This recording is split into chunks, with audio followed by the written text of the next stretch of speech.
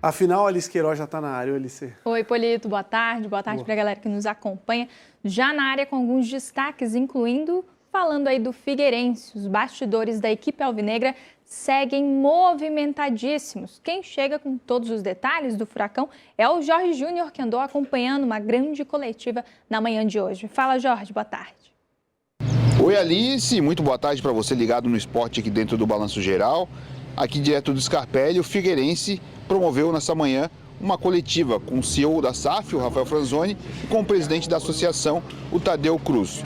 O assunto principal foi sobre esse possível investidor que tem uma cláusula de 60 dias de exclusividade para ter acesso e até comprar a SAF do clube.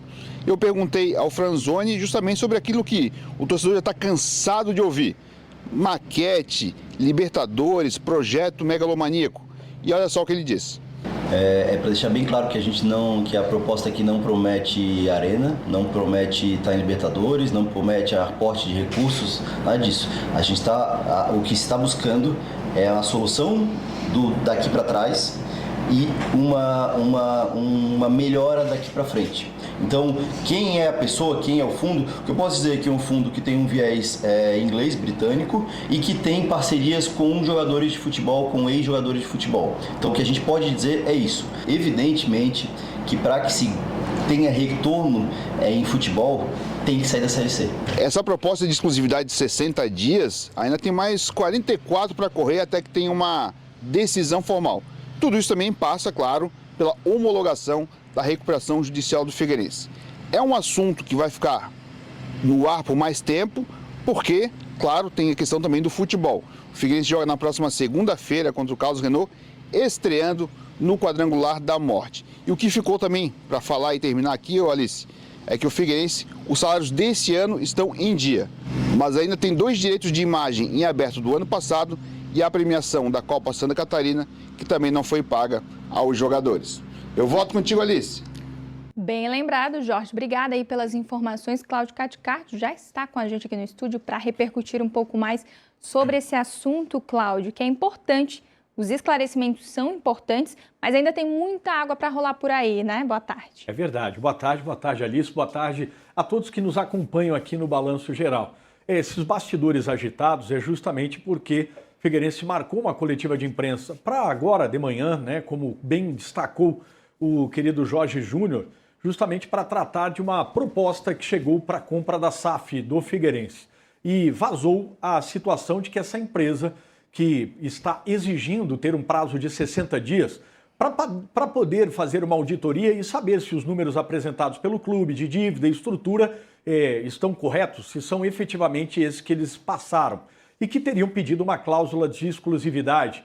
Isso gerou, dentro do âmbito de conselheiros e torcedores, como se fosse um golpe, né? Tipo, essa proposta é que já está e é a única que vai ser votada pelo Conselho Deliberativo para resolver os problemas do Figueirense. Lembrando que o Figueirense tem uma recuperação judicial em curso e que logo que as garantias forem apresentadas em juízo, vai ter 30 dias para pagar, por exemplo, o valor inicial de 13 milhões. O clube não tem condições por si só. Precisa da vinda desse investidor que vem adquirir a SAF.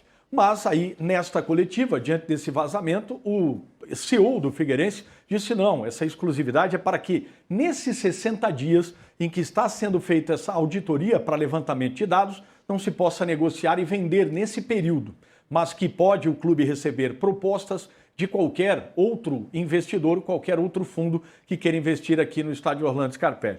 Só o que eu acho, e isso é importante a gente colocar, que esse esclarecimento, né, essa transparência tratada hoje nessa coletiva, se tivesse sido feita antes, né, com a própria reunião extraordinária do Conselho, colocando em pratos limpos, né, porque o CEO colocou que essa comissão de 7 conselheiros, que foi designada no Conselho Deliberativo para analisar propostas, recebeu e que o presidente do Conselho Deliberativo também tinha ciência. Mas era importante ter trazido para o grande grupo. E, Alice, é importantíssima essa questão de SAF no estádio Orlando Scarpelli, porque o tempo urge. As dívidas, como disse o próprio Jorge Júnior, já estão aí, inclusive de salários do ano passado, 2 meses de imagem, né? Apesar desse ano estar ok. E a preocupação maior, a RJ tem que pagar. E o clube vai precisar desses movimentos, mas que só o Conselho Deliberativo vai decidir que proposta e a quem vender. Bom, é claro que a gente fica por aqui acompanhando, mas falando em SAF, esse é um assunto que também repercute nos bastidores do Avaí, que a gente também vem comentando bastante. Inclusive, o clube convocou aí uma assembleia com os sócios, né, a respeito disso. É verdade. Lembra que a gente falou aqui no BG que o Avaí está buscando alterar o quórum dentro do seu estatuto de votação para, por exemplo, criar a sua SAF? Teve um primeiro movimento, que foi a votação dentro do Conselho Deliberativo, e pelo estatuto falta agora a votação pelos associados, pelos sócios. E foi já colocado, né, esse edital e está marcado para o próximo dia 9. E sendo aprovado também pelos sócios, o Avaí vai poder buscar dentro daquele processo judicial, daqueles dois, né, sócios havaianos que frearam a criação da SAF, impedindo a eficácia da decisão que já teve na Assembleia anterior. O Avaí vai poder demonstrar, olha, juiz, o estatuto mudou, aquele quórum está valendo e vai tentar daí destravar a criação da SAF para poder criá-la dentro dos órgãos públicos. Vamos aguardar. Com certeza. Importantes pontos que a gente segue por aqui atualizando e acompanhando e te aguarda também no restante aí para a gente estar sempre atualizando. Amanhã você está de volta para a gente comentar sobre o fim de semana com atuação em campo, né? Imagina, tem mata-mata, tem Avaí Camboriú. Amanhã a gente trata bastante sobre isso. Um forte abraço. Tá certo. Obrigada, Cláudia. Até mais. Até mais.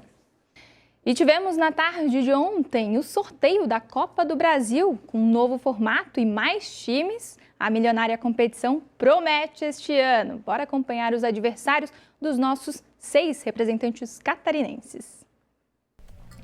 O primeiro catarinense a entrar em campo pela Copa do Brasil é o Santa Catarina, que estreia na primeira fase. O time de Rio do Sul vai ter o privilégio de jogar a milionária competição em casa. O jogo vai ser contra o IAP do Maranhão em confronto único, previsto para os dias 18 ou 19 de fevereiro. Avaí, Figueirense e Joinville estreiam na segunda fase. Também vão ser jogos únicos e as datas ainda vão ser confirmadas, mas estão entre os dias 25 e 26 de fevereiro e 4 e 5 de março. O Leão da Ilha enfrenta o Porto Vitória na ressacada. O Alvinegro tem pela frente o Azures, do Paraná, no Scarpelli. E o Jack joga contra o CSA de Alagoas, na Arena Joinville.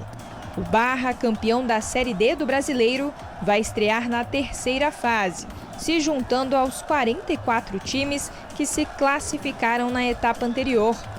E fechando, a Chapecoense, por ser um time de Série A, entra somente na quinta fase da competição, já com partidas de ida e volta. Estaremos acompanhando os nossos catarinenses na Copa do Brasil. E hoje, gente, os jogos da Copa BDL de Beach Soccer da CNDTV estão de volta. Temos aí Caiçaras da Areia e Barrencelona às 8 horas da noite. Às 9, só na Esmemo e La Gruta, fechando aí os 3 jogos, Força Jovem e Não Tem Bababá às 10 horas da noite. Tudo isso lá na Barra da Lagoa. Amanhã, é claro, que a gente também repercute por aqui os resultados dessas partidas. Polito, eram essas informações do esporte. É claro que amanhã a gente está de volta aqui no Balanço Geral. Valeu, Alice. Até amanhã. Até mais. Até mais.